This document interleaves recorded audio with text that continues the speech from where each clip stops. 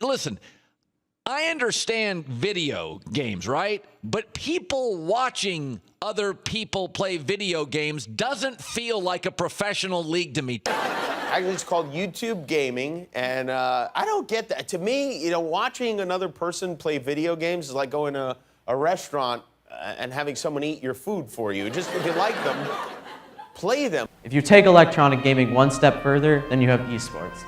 Esports is basically just competition that's facilitated through an electronic device, such as an Xbox or a computer.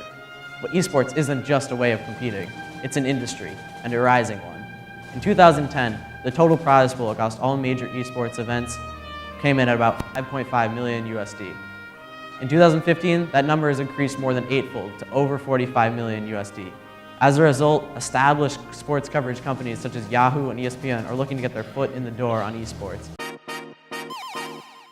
Gaming's been a lifelong passion of mine. I used to make videos about World of Warcraft back in the early days. Podcasts became Yogscasts. The Yogscast was formed with Simon and Lewis being the founders back in 2008. Now we're here, we're in a studio, and it's a completely different space, a different world. Rather than just tell you about the office, I might as well show you. So let's go have a talk. Alexa, lights on. Seamless. And this is actually our live space. We're doing daily live streams. It's very enjoyable. This is the hub, really. This is where everything comes back to.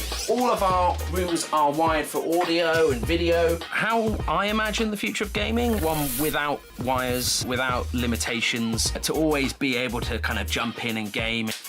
Ultimately, it all comes back to playing games till 4 a.m. It worked out in the end, Mum. I wasn't wasting my time.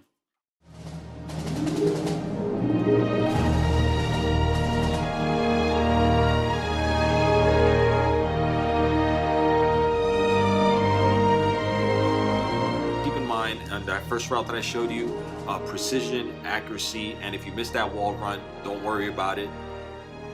And I feel like that's where Call of Duty YouTubers, or just gaming YouTubers in general, that's where they come in hand. They can basically pinpoint certain things in the game and give us tips and tricks. So I feel like that's what happened. First-person shooters, that's my personal favorite genres. I feel like that's the kind of game mode that I do best at. So my channel is mainly Call of Duty because that's the game that I tend to go towards because I'm really good at Call of Duty. So first-person shooters are really my go-to bread and butter, but I also like sports games. I also like adventure games. The way I plan on growing my channel is through daily content. I try to upload at least once a day, and since I started my channel, I've done once a day every single day, at least once a day. That's one way. The second way is, by the way, Sherwin, my man Shine, he calls that feeding the beast. So that's one way, just to upload every day. The second way is obviously through live streaming. Live streaming is a great way to get new content. Get new subscribers, and it's a healthy way to grow the channel because you're getting people joining your live stream who've never joined before, and you could talk to them and say, hey, check out the rest of my channel, subscribe, you see daily content, whatever. Another good way that I'm building a fan base and building subscribers is through giveaways. So at the end of each month, I do a $50 PSN card giveaway. I guess stuff that nobody else does. I have a series on my channel called Best Starting Routes. And this is something that I feel like is important in the Call of Duty community, but no one has ever, I searched it for days, no one has ever done a Best Starting Route series. So I'm kind of like the first. The gaming world, the gaming industry, they've grown significantly just because of YouTubers.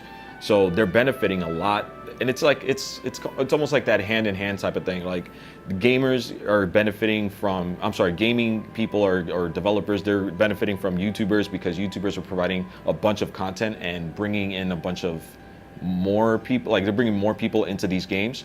And then likewise, the content creators like myself, we're benefiting because these games have been pretty amazing and they're giving us a lot of content and a lot of leeway to create.